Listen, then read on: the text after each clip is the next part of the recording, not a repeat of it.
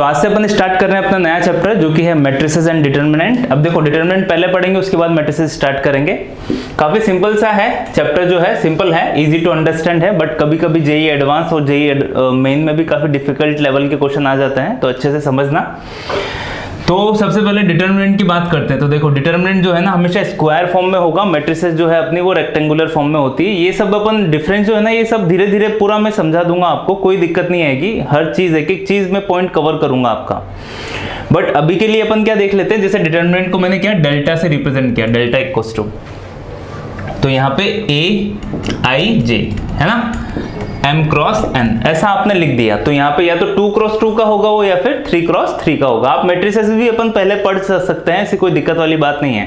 But general वे में जो अपना डिटरमिनेंट है ना वो अपन पहले पढ़ते हैं, बाद में मैट्रिसेस। तो जब मैट्रिसेस पढ़ेंगे ना तो जो भी डाउट्स है ना, जो भी कंफ्यूजन है, सब क्लियर हो जाएगा। और मैट्रिसेस और डिटरमिनेंट के बीच में जो बेसिक डिफरेंस होते हैं ना, जहाँ पे बच्चे मोस्टली मिस्टेक करते हैं, वो मैं आपको साथ के साथ बताता जाऊंगा। तो ऐसी कोई दिक्कत नहीं आने वाली है ना। ए I J M cross N. अब देखो यहाँ पे 2 क्रॉस 2 का जो डिटरमिनेंट है, 2 क्रॉस 2 का मैंने डिटरमिनेंट बना दिया delta equals to A11 A12 A1 A21 A22। ठीक है, 2 क्रॉस 2 का डिटरमिनेंट है अपना।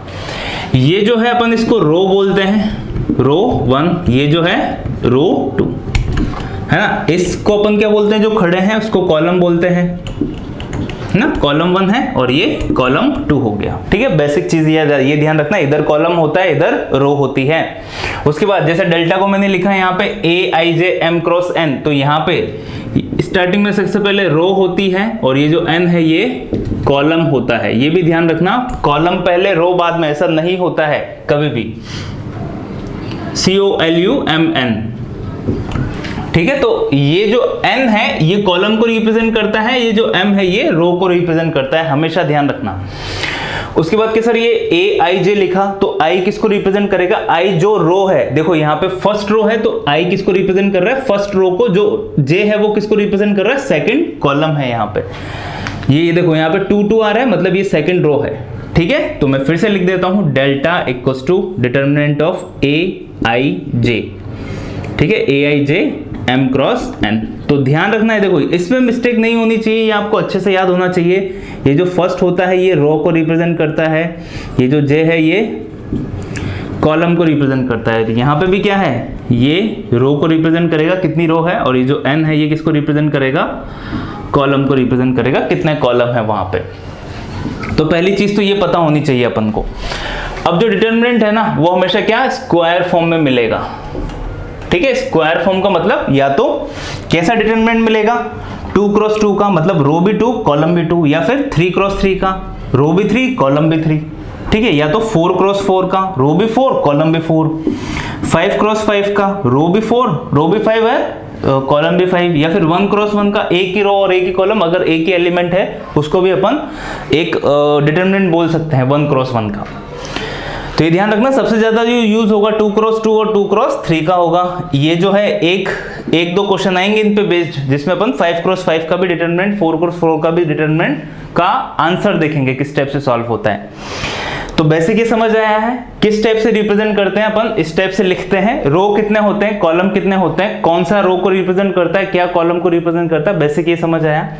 अब अपन सॉल्यूशन देख लेते हैं। देखो सॉल्यूशन कैसे आता है, तो जैसे देखो डेल्टा इक्वल टू होगा 2 क्रॉस 2 का है A11 A12 A21 और A22, ये अपना डिटरमिनेंट है। तो इसका जो सॉल्यूशन है डेल्टा की वैल्यू, तो देखो करते क्या है, ये सब अपन को पहले से पता है। ट्राइंगल का जो एरिया है, अपन को 3 वर्टिसेस की वैल्यू दी हुई है, तो ट्राइंगल का एरिया भी तो अपन ऐसे ही निकालते थे, 1/2 x1 x2 x3 है ना, याद है, x1 x2 1, y1 y2 1, y1 y3 1, इस टाइप से निकालते थे। मैंने y1 बोल दिया है, बट वहां पे x और y दोनों यूज होता थे। अरे ये देख लेते हैं अपन वापस से, जैसे ये x1, y1 हुआ, ये x2, y2 हुआ, और ये अपना x3, y3 पॉइंट हुआ। तो ये जो ट्राइंगल है ना, इसका जो एरिया है क्या होता था, 1/2 determinant of x1 x2 x3 y1 y2 y3 1 1 1। ठीक है, याद रखना। तो यहाँ पे भी अपन ने डिटरमिनेंट ही तो है ये, तो अपन ऐसा नहीं है अभी से पढ़ते हुए आ रहे हैं, नहीं 11th क्लास से पढ़ते हुए आ रहे हो आप इसको। तो देखो अभी अपन को ध्यान क्या रखना है, इसका सॉल्यूशन क्या होगा, तो हमेशा यहाँ पे आप राइट साइड जो प्रिंसिपल डायगोनल है, अब इसको अपन प्रिंसिपल डायगोनल बोलते हैं यहाँ पे इधर, तो हमेशा ये वाला क्रॉस मल्टीप्लाई करोगे फिर ये वाला, और बीच में हमेशा माइनस आएगा। तो इसका सॉल्यूशन क्या हो जाएगा, a11 a22 minus a21 into a12, तो ये इसका सॉल्यूशन निकल के आएगा। अगर 3 क्रॉस 3 का हो तो delta equals to a11 a12 a13 a21 a22 a23, ऐसे ही रहेगा a31 a32 a33, ये 3 क्रॉस 3 का डिटरमिनेंट हुआ। अब इसका जो सॉल्यूशन है, अब देखो आप रो 1 के अकॉर्डिंग भी ओपन कर सकते हो, रो 2 के अकॉर्डिंग भी ओपन कर सकते हो, रो 3 के अकॉर्डिंग भी ओपन कर सकते हो, आप जिसको आपने सपोज किया है ना उसके अकॉर्डिंग आप ओपन कर सकते हो। तो ये ध्यान रखना है यहाँ पे, अब जो मैं बात बताने जा रहा हूँ, जैसे रो 1 हुई, ये रो 2 हुई और ये रो 3 हुई, तो आप रो के अकॉर्डिंग भी इसको ओपन कर सकते हो, कॉलम के अकॉर्डिंग भी इसको ओपन कर सकते हो। जो जनरल मेथड है ना, सारे स्टूडेंट या सारे टीचर्स जो करते हैं वो है अपना रो 1 वाला। अब देखो यहाँ पे बेसिक साइन ध्यान रखना, कौन कौन से साइन होते हैं 3 क्रॉस 3 में, जैसे plus minus plus minus plus minus plus minus plus, तो ये बेसिक साइन होते हैं। ध्यान रखना किस टाइप से हुआ, तो यहाँ पे देखो पहला क्या है a11, तो a11, अब ये पॉजिटिव है तो इसके आगे पॉजिटिव साइन ही लगेगा। अब a11 वाली रो भूल जाओ, कॉलम भूल जाओ, और a11 वाला रो भी भूल जाओ, तो बस ये बना अपने पास। तो यहाँ पे क्या हो जाएगा a22 a23 a32 a33, है ना। मैं पहले के लिए मतलब पहले वाले उसमें समझाने के लिए आपको 2 क्रॉस 2 का डिटरमिनेंट बना रहा हूं। जैसे a11 से आपको सॉल्यूशन करना है फर्स्ट रो से, तो अपन पहले फर्स्ट रो से सॉल्यूशन कर रहे हैं, तो ये वाला रो कॉलम चला गया, ये वाली रो चली गई, ये बचा ना 2 क्रॉस 2 का डिटरमिनेंट, वो यहाँ पे लिख दो। माइनस दूसरा एलिमेंट क्या है फर्स्ट रो का a12, अब इसके आगे माइनस आएगा क्योंकि प्लस माइनस प्लस है, तीसरे एलिमेंट के आगे अगेन पॉजिटिव हो जाएगा। अब जब ये वाला कॉलम और ये वाली रो चली गई तो क्या क्या बचा अपने पास, a21 a23 a31 और a33, ये बचेगा। माइनस के बाद प्लस आया, अब कौन सा एलिमेंट, तीसरा एलिमेंट a13, डिटरमिनेंट ऑफ ये वाला कॉलम, ये वाली रो चली गई, ये 4 एलिमेंट बचे, लिख दो यहाँ पे a21 a22 a31 a32।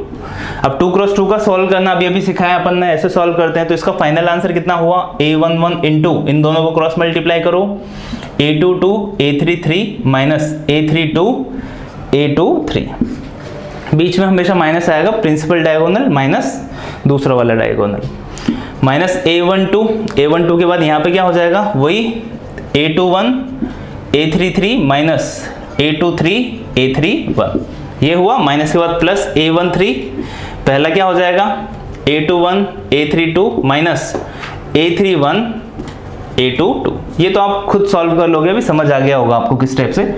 But यहाँ पे ये देखो कि सर दूसरे रो दूसरे कॉलम के अकॉर्डिंग कैसे सॉल्व करना है, तो देखो वो भी मैं आपको समझा देता हूँ। जैसे आपको फर्स्ट रो के अकॉर्डिंग कैसे ओपन किया ये समझ आ गया ना, ओपन कैसे ओपन करते हैं, सेकंड रो के अकॉर्डिंग ओपन करते हैं। तो सेकंड रो के अकॉर्डिंग ओपन करोगे तो डेल्टा इक्वल्स टू, अब देखो सेकंड रो तो ये वाला एलिमेंट पहले आएगा, कौन सा a21, अब इसके आगे तो क्या है नेगेटिव है, इसके आगे नेगेटिव है ना, तो यहाँ पे माइनस आएगा बाहर। अब ये वाला रो चली गई, ये वाला कॉलम चला गया, जो 4 एलिमेंट बचे वो लिखो यहाँ पे, तो क्या हो जाएगा a12 a13 a32 और a33, ये हो गया। उसके बाद सेकंड एलिमेंट, तो इसमें क्या आएगा प्लस आएगा, और देखो प्लस और माइनस का भी आपको कैसे ध्यान रखना है। तो अगर यहाँ पे ये जो i और j है इन दोनों का सम अगर इवन हो रहा है तो वो पॉजिटिव वाला एलिमेंट है, अगर इन दोनों का सम ऑड हो रहा है तो वो अपने आप क्या है नेगेटिव वाला एलिमेंट है, आप ऐसे भी ध्यान रख सकते हो। जैसे यहाँ पे देखो 3 हो रहा है, यहाँ पे भी 5 हो रहा है, तो दोनों के आगे माइनस आएगा, 2 और 2 4 हो रहा है, इवन हो रहा है तो पॉजिटिव रहेगा बाहर, ऐसे भी ध्यान रख सकते हो। a22 ये वाली रो चली गई, ये वाला कॉलम चला गया, क्या बचा a11 a31 a13 और a33। उसके बाद थर्ड एलिमेंट के आगे अगेन माइनस आएगा, तो माइनस आया है यहाँ पे, कौन सा एलिमेंट है a23, क्या होगा वो वाला रो, ये वाले रो चली गई, ये वाला कॉलम चला गया, तो ये 4 एलिमेंट बचे उनको लिख दो 2 क्रॉस 2 में। अब ये आपको 2 क्रॉस 2 बनाना नहीं है, मैं बस समझाने के लिए लिख रहा हूँ आपको। तो यहाँ से है ना, मतलब आपने किसके अकॉर्डिंग ओपन किया, रो 1 के अकॉर्डिंग ओपन किया, तो आपको सीधी ये वाली स्टेप लिखनी है, या फिर और भी शॉर्ट मेथड अपन सीखेंगे अभी आगे जाके, उनसे सॉल्व करना है। ये बस मैं समझाने के लिए लिख रहा हूं आपको। आपकी स्पीड इतनी इंक्रीज हो जानी चाहिए कि आप यहां से सीधी ये वाली स्टेप लिखो, और मैक्सिमम यही वाला यूज होगा, हर स्टूडेंट यही यूज करता है ना, जो मैक्सिमम है वो यहीं से यूज होता है। पर देखो ये वाला भी आपको आना चाहिए कंपटीशन की दृष्टि से, क्योंकि बहुत सारे क्वेश्चंस ऐसे होते हैं जिसमें अपन ने रो 1 के अकॉर्डिंग ओपन किया ना, तो रो 1 में तीनों एलिमेंट क्या है अपने पास, नॉन जीरो है, बट रो 2 में 2 एलिमेंट जीरो हो गए। अगर रो 2 में 2 एलिमेंट जीरो हो गए ना, तो आपको बस एक एलिमेंट वाला ही सॉल्व करना पड़ेगा। तो वहां पे ये वाला जो मेथड है ना, मतलब दूसरी रो के अकॉर्डिंग या किसी कॉलम के अकॉर्डिंग ओपन करना, वो काफी हेल्प करता है। इस वजह से मैं आपको समझा रहा हूं, और आपको आना भी चाहिए। पहले वाला कैसे आया तो वो समझ आ गया ना, तो दूसरे वाले में भी कोई दिक्कत वाली बात नहीं है। तो यहाँ पे कितना बचेगा अपने पास, A11, A11, A12, A31, A32। इसके बाद जो आगे वाली नेक्स्ट स्टेप है वो तो आप लिख ही सकते हो। तो बेसिक 2x2 का डिटरमिनेंट मैंने आपको बताया है, और 2x2 का डिटरमिनेंट सॉल्व कैसे होता है मैंने ये आपको ये बताया है। I रो को रिप्रेजेंट करता है, J कॉलम को रिप्रेजेंट करता है, M क्रॉस N क्या है, M क्रॉस N उसका डिटरमिनेंट का ऑर्डर बोलते हैं अपन, ठीक है। अब यहाँ पे M और N दोनों की वैल्यू सेम होगी, है ना। यहाँ पे जो अपन डिटरमिनेंट में बात करेंगे ना, तो डिटरमिनेंट में M और N हमेशा सेम होगा। अगर M और N की वैल्यू सेम नहीं है ना, तो वो क्या हो जाएगा, वो अपना डिटरमिनेंट ही नहीं रहेगा, फिर वो तो मैट्रिसेस में चेंज हो जाएगी, ठीक है। तो मतलब स्क्वायर रेक्टेंगल स्क्वायर ही रहेगा अपना, जो डिटरमिनेंट है हमेशा क्या होता है, स्क्वायर फॉर्म में ही होता है, वो रेक्टेंगुलर फॉर्म में आपको कभी भी नहीं मिलेगा, ठीक है। तो ध्यान रखना, मतलब वहां पे जो ऑर्डर है ना, मैं N क्रॉस N बोल सकता हूं या M क्रॉस M बोल सकता हूं, कोई दिक्कत वाली बात नहीं है इसमें, वो भी लिख सकते हो आप सीधा। बट मैंने जनरल मैट्रिसेस में भी काम हो जाए इस वजह से आपको M क्रॉस N बताया है। अब जो डिटरमिनेंट में है ना, इन डिटरमिनेंट, चलो अपन लिख ही लेते हैं एक पॉइंट, इन डिटरमिनेंट क्या, M equals to N, so order कितना हो जाएगा, N क्रॉस N या फिर M क्रॉस N, या तो ये लिख देना या फिर ये लिख देना, M क्रॉस M या फिर N क्रॉस N, ठीक है। अभी देखो, अभी आगे चलते हैं अपन। इसके बाद माइनर और कोफैक्टर दो चीजें आती है अपने पास, पर आपको सॉल्यूशन आई होप अच्छे से समझ आ गया है डिटरमिनेंट का सॉल्यूशन। जैसे अपन ने रो 1 और रो 2 के अकॉर्डिंग ओपन किया ना, वैसे ही अपन कॉलम के अकॉर्डिंग भी ओपन कर सकते हैं। पहले रो का पहला एलिमेंट, पहले कॉलम का पहला एलिमेंट लिख दो, फिर वो वाली रो भी जाने दो और उस एलिमेंट वाला कॉलम भी जाने दो, बचे जो दो हैं उसमें 2x2 का बना दो, है ना। मैं एक बार फिर से एक्सप्लेन कर देता हूं। जैसे डेल्टा इक्वल्स टू क्या आया अपने पास, A11, A12, A13, A3, A21, A22, A23, A31, A32, A33, ठीक है, ये डिटरमिनेंट है। अब मैं क्या बोल रहा हूं, मेरे को कॉलम 1 के अकॉर्डिंग ओपन करना है। देखो मैं इस पॉइंट पे आपके को बार बार समझा रहा हूं क्योंकि ये इंपॉर्टेंट है, इसी वजह से मैं बोल रहा हूं। बहुत सारे स्टूडेंट को पता नहीं होता है कि अपन, उनको बस एक ही चीज आती है कि अपन रो 1 के अकॉर्डिंग ही ओपन कर सकते हैं। नहीं, आप रो 2 के अकॉर्डिंग भी ओपन कर सकते हो, रो 3 के अकॉर्डिंग भी ओपन कर सकते हो, कॉलम 1 के अकॉर्डिंग भी डिटरमिनेंट का सॉल्यूशन फाइंड आउट कर सकते हो, है ना। बट इंपॉर्टेंट क्या है, अब कौन सा इजी पड़ रहा है। अब सपोज करो ऐसा आ गया डिटरमिनेंट जो है अपने पास 3 2 1 0 1 0 4 5 6, तो मेरे को साफ साफ दिख रहा है ना कि अगर मैं रो 2 के अकॉर्डिंग ओपन करूं तो मेरे को बस एक ही एलिमेंट देखना पड़ेगा, फटाफट से आंसर आ जाएगा। जैसे इसमें तो क्या हो जाएगा, 0 इंटू, वो पूरा लिखने की जरूरत नहीं है, प्लस 1 इंटू कितना हुआ, ये और ये चले गए, तो यहाँ पे बचेगा अपने पास 3 4 1 और 6, और प्लस ये 0 लिखने की जरूरत नहीं, तो इसमें एक स्टेप में आंसर आ जाएगा। तो वहां पे ये आपकी स्पीड बहुत ज्यादा इंक्रीज कर देगा, ठीक है। तो ध्यान रखना, जरूरी नहीं है कि हमेशा आप रो 1 के अकॉर्डिंग ही ओपन करो। जो जनरल मेथड्स होते हैं बुक में लिखा हुआ होता है रो 1 के अकॉर्डिंग ही होता है, but row 2 row 3, column 1 column 2 column 3 के अकॉर्डिंग भी डिटरमिनेंट का सॉल्यूशन होता है। जैसे कॉलम 1 के अकॉर्डिंग अगर आपको ओपन करना है तो A11 हो गया, ये चला गया, ये चला गया, ये चारों बचे, लिख दो A22 A23 A32 A33। दूसरा एलिमेंट ये आएगा तो बीच में माइनस आएगा A21, है ना, क्योंकि ये नेगेटिव वाला एलिमेंट है। उसके बाद ये चला गया और ये चला गया, तो ये चार एलिमेंट बचे, लिख दो A12 A13 A32 A33। ऐसा हुआ। तीसरा एलिमेंट क्या है, पॉजिटिव वाला है, तो प्लस A31। ये वाला रो गई, ये वाला कॉलम गया, तो ये 4 एलिमेंट बचे, इनको लिख दो A12 A13, है ना। सॉल्यूशन आप लोग खुद कर लोगे, A22 A23, और ये वाली स्टेप लिखने की जरूरत नहीं है। जैसा मैंने बोला, ये मैं बस आपको समझाने के लिए लिख रहा हूं, आपको ये वाली स्टेप नहीं, इसके बाद जो होता है ना वही लिखना है सीधा, मतलब दिस माइनस दिस, वैसा करके लिखना है। तो बेसिक चीजें क्लियर हुई। जो 2x2 का डिटरमिनेंट है उसके सॉल्यूशन में कोई दिक्कत नहीं आती, बट 3x3 का जो सॉल्यूशन है वो आपको हर तरीके से ओपन करना आना चाहिए। तो मैंने आपको अच्छे से समझाने की कोशिश की है और आई होप आपको समझ भी आया है। अब दूसरी चीज देखो अपने पास क्या आया, नेक्स्ट चीज माइनर, ठीक है, इसको अपन बोलते हैं MIJ, ठीक है। माइनर क्या होता है, MIJ। अब जो माइनर होता है ना वो किसी भी डिटरमिनेंट के किसी भी एलिमेंट के रिगार्डिंग होगा। जैसे मैंने यहाँ पे एक अपने पास डेल्टा एक लिख दिया, A11 A12 A13 A21 A22 A23 A31 A32 A33, ठीक है। तो अभी माइनर ऑफ 1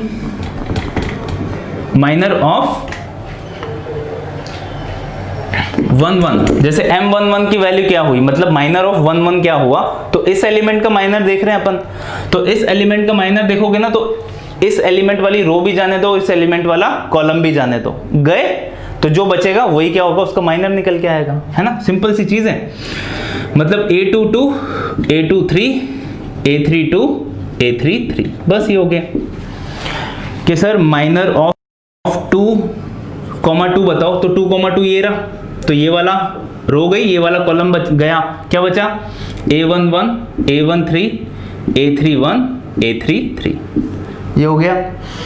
इसके अकॉर्डिंग माइनर क्या होगा, तो M क्या निकालना है, 32 M32, तो ये वाला रो गई और ये वाला कॉलम गया, क्या बचा, जो भी बचा वो लिख दो, ये चारों एलिमेंट बचे, A11 A12 A21 A22, ठीक है। तो समझ आया माइनर होता क्या है, माइनर किसी भी डिटरमिनेंट के रेस्पेक्टिव एलिमेंट्स के अकॉर्डिंग होगा। अब हर एलिमेंट का माइनर निकलेगा, इसका भी होगा, इसका भी होगा, इसका भी होगा, इसका भी होगा, हर एलिमेंट का रेस्पेक्टिव माइनर होगा। माइनर निकालने के लिए करना क्या है, वो जो एलिमेंट है ना उसकी रो भी उड़ा दो, उसका कॉलम भी उड़ा दो, बचे हुए जो एलिमेंट्स है वही क्या होंगे, उसके माइनर होंगे। समझ आया है आपको, मतलब डेल्टा इक्वल्स टू अगर ऐसा हो A11 A12 A21 A22, तो माइनर ऑफ 1,1 कितना हो जाएगा, A22। यहाँ पे तो देखो ये गया यही बचा ना। सिमिलरली माइनर ऑफ 2,1 कितना हो जाएगा, A12। माइनर ऑफ 2,2 कितना हो जाएगा, A11। तो 2x2 में तो आसान है, बट प्रोसीजर सेम ही है, ठीक है। तो आपको ये समझ आया माइनर होता क्या है। अब देखो माइनर से भी अपन सॉल्यूशन लिख सकते हैं। माइनर से सॉल्यूशन कैसे लिखोगे, जैसे अब इसका जो डेल्टा था ना, डेल्टा की वैल्यू तो क्या थी, A11।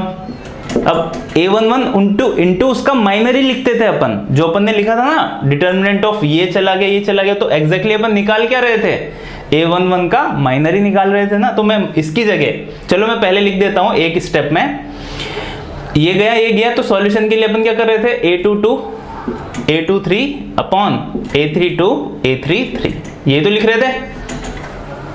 तो इसकी जगह मैं क्या लिख सकता हूं, A11 इंटू M11 उसका माइनर।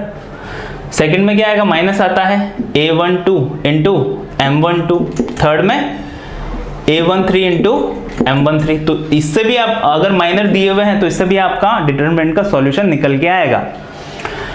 जैसे डेल्टा, अब अगर सेकंड रो के अकॉर्डिंग ओपन किया तो कितना हो जाएगा, माइनस वाला एलिमेंट है तो माइनस A21 आएगा, फिर M21, फिर प्लस आएगा A22, फिर M22, माइनस आएगा A23 M23, ठीक है। तो ये भी सॉल्यूशन होगा, ये भी सॉल्यूशन होगा, ठीक है। मतलब वो जो डिटरमिनेंट कर रहे थे ना अपन 2x2 का, वो एग्जैक्टली क्या निकाल रहे थे, उसका माइनर ही निकाल रहे थे। ये भी समझ आया आपको। अब जो तीसरा पॉइंट है ना अपने पास, माइनर के बाद क्या आता है, कोफैक्टर।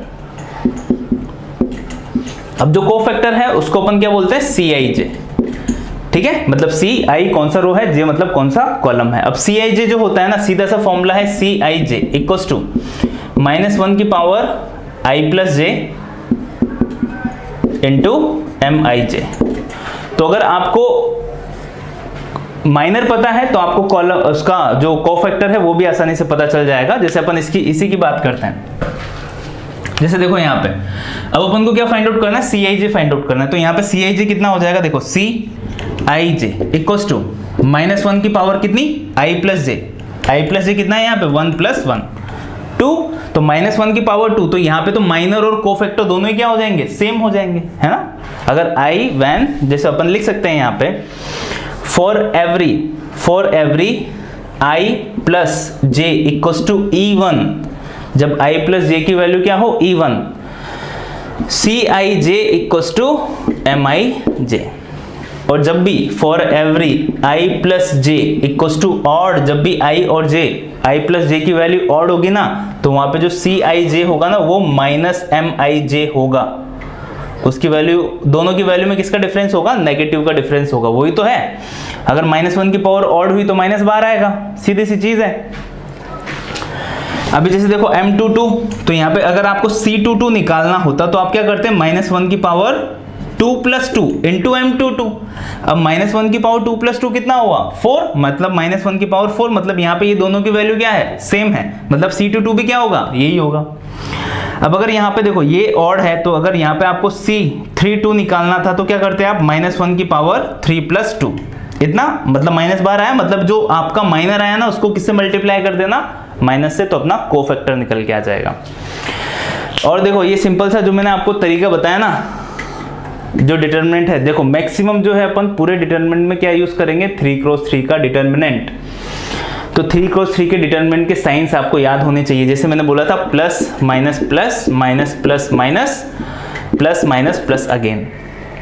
तो ये जहां पे भी माइनस आ रहे हैं ना, अब देखो जहां पे भी माइनस आ रहे हैं, जैसे 1 2 3 और ये 4 जगह माइनस आ रहे हैं यहाँ पे। अब जो ये 4 जगह माइनस आ रहे हैं ना, तो यहाँ पे देखो पहला 2 + 1 ऑड है, यहाँ पे भी ऑड है, यहाँ पे भी ऑड है और यहाँ पे भी ऑड है। तो इनकी जो चारों की लोकेशन है ना, ये दिमाग में फीड कर लो कि ये जो 4 जगह है यहाँ पे माइनर और कोफैक्टर के बीच में नेगेटिव का वेरिएशन होता है, बस ठीक है। तो यहीं पे minor is not equals to cofactor होंगे, यहाँ पे minor is not equals to cofactor होंगे, उनमें नेगेटिव का डिफरेंस होगा, है ना। या फिर देखो मैं इसको, नहीं आपको समझ आ गया है, आई होप समझ आ गया है। अब अगर माइनर वाला डिटरमिनेंट बोले वो या फिर कोफैक्टर वाला डिटरमिनेंट निकालने के लिए बोले तब अपन वो करेंगे, अभी आगे आएगा वो। बट ये वाली बात आपको क्लियर हुई, माइनर क्या होता है, माइनर निकालना भी आ गया। कोफैक्टर क्या होता है, तो माइनर और कोफैक्टर के बीच में माइनस का वेरिएशन हो सकता है। कहां पे होगा वेरिएशन, जहां पे -1 की पावर i + j, मतलब i और j का सम कितना हो रहा है, ऑड हो रहा है, वहां पे माइनर और कोफैक्टर के बीच में नेगेटिव का डिफरेंस होगा। कहां पे होगा, लोकेशन कौन कौन सी होने वाली है सर, देख लो ये 4 लोकेशन। मैक्सिमम अपन 3x3 का ही यूज करेंगे, इस वजह से मैंने 4 लोकेशन आपको याद करने के लिए बोला है। 4x4 का आया तो उसमें और लोकेशंस ऐड होगी। जो 2x2 का है, 2x2 में क्या होता है, देखो प्लस माइनस यही होता है। तो यहाँ पे ये जो दोनों है ना, देखो यहाँ पे कितना हो रहा है अपने पास, माइनस प्लस, ये माइनस और प्लस है, तो इन दोनों के बीच में क्या होगा, माइनर और कोफैक्टर के बीच में नेगेटिव का डिफरेंस होता है। ये 3 + 3 नहीं, कुछ एक बार बना लेते हैं ना, A11 A12 A21 A22, तो ये दोनों तो इवन है, हाँ, तो ये यहाँ पे तो अपना माइनर और कोफैक्टर सेम रहेगा, बट ये जो दोनों वाले प्लेस है ना, यहाँ पे माइनर और कोफैक्टर में माइनस का वेरिएशन होगा। तो सिंपल सी बात है, ध्यान रखना। अब जो नेक्स्ट टाइटल आता है अपना, वो आता है प्रॉपर्टीज ऑफ कोफैक्टर, उसको डिस्कस करते हैं अभी। तो अभी है प्रॉपर्टीज ऑफ कोफैक्टर, ठीक है, ध्यान देना, प्रॉपर्टीज ऑफ कोफैक्टर है ये, है ना। इसके बाद अपन पढ़ेंगे प्रॉपर्टीज ऑफ डिटर्मिनेंट, वो ज्यादा इंपॉर्टेंट है, बट यहाँ पे भी 2-3 प्रॉपर्टी है, 3 ही प्रॉपर्टीज है इसकी, वो आपको ध्यान रखनी है, वो भी काफी इंपॉर्टेंट है। पहली प्रॉपर्टी क्या है, अगर आपने जैसे मेरे पास देखे, जैसे देखो डेल्टा इक्वल टू क्या है, A11 A12 A13 A21 A22 A33 A31 A32 A33, ये मेरे पास डेल्टा है। तो डेल्टा की वैल्यू अपन ने 2 तरीके से निकाली थी, कोफैक्टर से भी डेल्टा की वैल्यू निकलती है। कैसे, तो अगर अपन ने किसी भी रो के एलिमेंट्स को या फिर किसी भी कॉलम के एलिमेंट्स को उसी के रेस्पेक्टिव कोफैक्टर के एलिमेंट से मल्टीप्लाई कर दिया और उनका एडिशन कर दिया, then you will get the value of determinant. मतलब मैंने बोला क्या, अगर मैंने पहली वाली रो के अकॉर्डिंग जैसे R1 के अकॉर्डिंग, तो अगर A11 C11 लिख दिया, उसके रेस्पेक्टिव ही कोफैक्टर लेना है, plus A12 C12 plus A13 C13। मतलब अगर आपने किसी भी रो या किसी भी कॉलम के एलिमेंट्स को उसके रेस्पेक्टिव कोफैक्टर के एलिमेंट्स से मल्टीप्लाई करके ऐड कर दिया, जो बोला वही लिखा, तो वो भी क्या देता है, वैल्यू ऑफ डिटर्मिनेंट ही देता है। कि सर आप ऐसा नहीं लिख सकते कि जैसे मैंने कॉलम ले लिया तो A11 C11 plus A21 C21 plus A31 C31, है ना, ये भी हो सकता है। या फिर थर्ड रो ले लो तो डेल्टा इक्वल्स टू यहाँ पे A31 C31 plus A32 C32, है ना, रेस्पेक्टिव सेम ही होना चाहिए, A33 C33। ठीक है, तो अगर सेम एलिमेंट और सेम कोफैक्टर है, उन तीनों का सम हमेशा क्या हो जाएगा, डिटरमिनेंट के इक्वल होगा। तो ये तो पहली प्रॉपर्टी थी।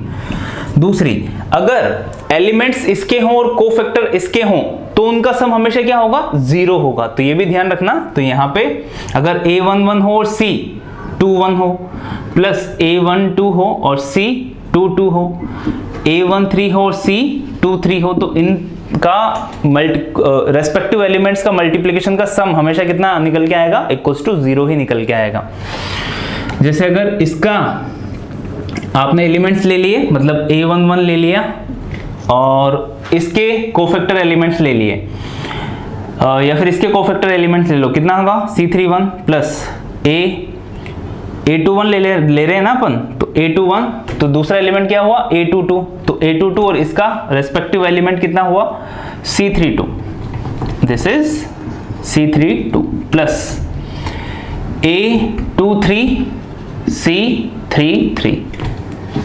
ठीक है, तो अगर ऐसा हो तो भी क्या हो जाएगा, 0। तो ये पहली प्रॉपर्टी क्या थी, अगर कोई भी रो के एलिमेंट हो और उन्हीं के रेस्पेक्टिव कोफैक्टर के एलिमेंट्स को मल्टीप्लाई करके आपने ऐड कर दिया तो हमेशा डिटरमिनेंट की वैल्यू आएगी। बट अगर एक रो के एलिमेंट हो और दूसरी रो के रेस्पेक्टिव कोफैक्टर के एलिमेंट हो, अगर उनका एडिशन मल्टीप्लिकेशन करके एडिशन किया आपने, तो फिर रिजल्ट 0 होगा।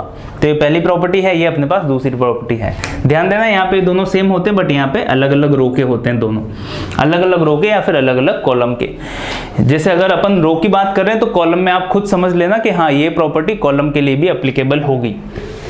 2 प्रॉपर्टी हुई। तीसरी प्रॉपर्टी क्या है, तीसरी प्रॉपर्टी ये है कि अगर डेल्टा इक्वल्स टू ये हुआ, है ना, मैं यहीं पे लिख दिया दिस इज अवर डेल्टा तीसरी प्रॉपर्टी में, और अगर मैंने डेल्टा सी निकाला, डेल्टा सी क्या, C11 C12 C13 C21 C21 C22 C23 C31 C32 C33, ये अपना क्या है, डेल्टा सी है। अगर कोई भी डिटरमिनेंट हो तो उसके एलिमेंट्स का डिटरमिनेंट एक तो ये हुआ और उसके कोफैक्टर के एलिमेंट्स का डिटरमिनेंट वो ये हुआ। दोनों में डिफरेंस क्या होता है, अगर आपको ये दे दिया और आपसे ये पूछ लिया कि इसके कोफैक्टर के डिटरमिनेंट्स की वैल्यू बताओ क्या होगी, तो सीधा आंसर क्या हो जाएगा, delta C equals to delta की पावर n-1। तो ये ध्यान रखना, ये भी इंपॉर्टेंट फॉर्मूला है। मैं थ्योरी में नहीं लिखवा रहा हूँ आपको, जैसे ये भी थ्योरी में लिखवा सकता था मैं, ये भी थ्योरी में लिखवा सकता था और ये भी थ्योरी में लिखवा सकता था, बट थ्योरी आप खुद लिख लेना अपनी लैंग्वेज में। बाकी जो समझने वाली चीज़ है वो मैंने लिख दिया। ये देखोगे ना तो भी आपको प्रॉपर्टी पता चल जाएगी, ये देखोगे तो भी प्रॉपर्टी पता चल जाएगी। और यहाँ पे थर्ड प्रॉपर्टी में ये भी लिखना और ये भी लिखना, उसके बाद ये लिख लोगे तो भी आपको समझ आ जाएगा। ये हुआ डेल्टा की पावर n-1 ऐसा होता है। मतलब आपको इसकी वैल्यू फाइंड आउट करने की जरूरत नहीं है, उसकी वैल्यू अगर आपके पास है तो सीधा ही आंसर कितना हो जाएगा, डेल्टा की power n-1, where n equals to order of determinant. जो भी डिटरमिनेंट का ऑर्डर है, 2 क्रॉस 2 का है तो ऑर्डर 2 हो जाएगा, 3 क्रॉस 3 का है तो ऑर्डर 3 हो जाएगा। ठीक है, तो ये तीसरी प्रॉपर्टी थी। तीनों प्रॉपर्टी ध्यान रखना। अभी जैसे देखो एक क्वेश्चन आया हुआ है, क्वेश्चन क्या है, जैसे ये अपने पास डेल्टा दे दिया, डेल्टा की वैल्यू क्या है, डेल्टा इक्वल्स टू है ABC BCA CAB, तो इसकी वैल्यू क्या होगी।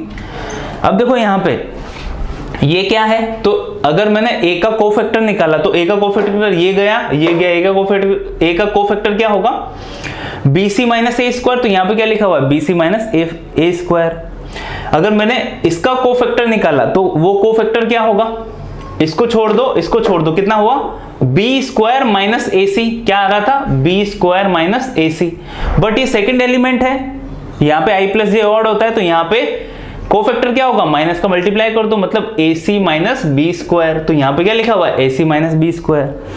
ऐसे आप ये वाला देखोगे ना, तो मतलब ये क्या लिखा हुआ है, इसका कोफैक्टर लिखा हुआ है यहाँ पे, है ना। तो मतलब ये क्या है, ये डेल्टा दिया हुआ है और ये इसके कोफैक्टर के एलिमेंट्स का डिटरमिनेंट दिया हुआ है आपको। ये आपको एक डिटरमिनेंट दिया हुआ है और ये क्या दिया हुआ है, इस डिटरमिनेंट के जितने भी एलिमेंट्स हैं उनके रेस्पेक्टिव कोफैक्टर का डिटरमिनेंट दिया हुआ है। इसकी वैल्यू पूछी है, तो इसकी वैल्यू किसके इक्वल हो जाएगी, सपोज करो इसका आंसर कितना है डेल्टा, तो इसका आंसर कितना हो जाएगा, इक्वल्स टू डेल्टा की पावर n माइनस 1। तो डेल्टा की पावर n कितना है, यहाँ पे 3 क्रॉस 3 की बात कर रहे हैं, 3 माइनस 1 कितना हो गया, डेल्टा स्क्वायर। तो अगर आपके पास इसका आंसर है ना, तो ये फाइंड आउट करने की जरूरत नहीं है, सीधा ही आंसर कितना हो जाएगा, डेल्टा स्क्वायर। तो इस क्वेश्चन में अपना आंसर क्या आया, डेल्टा स्क्वायर। ठीक है, तो समझ आया होगा आपको जो तीनों प्रॉपर्टी है कोफैक्टर वाली। अब देखो आज का लेक्चर थोड़ा सा छोटा है, जो नेक्स्ट लेक्चर होगा वो थोड़ा सा लेंथी होगा अपना, उसमें अपन प्रॉपर्टी ऑफ डिटरमिनेंट डिस्कस करेंगे, उसके बाद बहुत सारे प्रीवियस ईयर वाले क्वेश्चन सॉल्व करेंगे। तो आज के लेक्चर में बस इतना ही। आई होप आज आपने कुछ नया सीखा होगा। थैंक्स फॉर वॉचिंग, देखते रहिए, और अगर लेक्चर्स अच्छे लग रहे हैं तो प्लीज़ लाइक शेयर सब्सक्राइब जरूर करें। Thank you.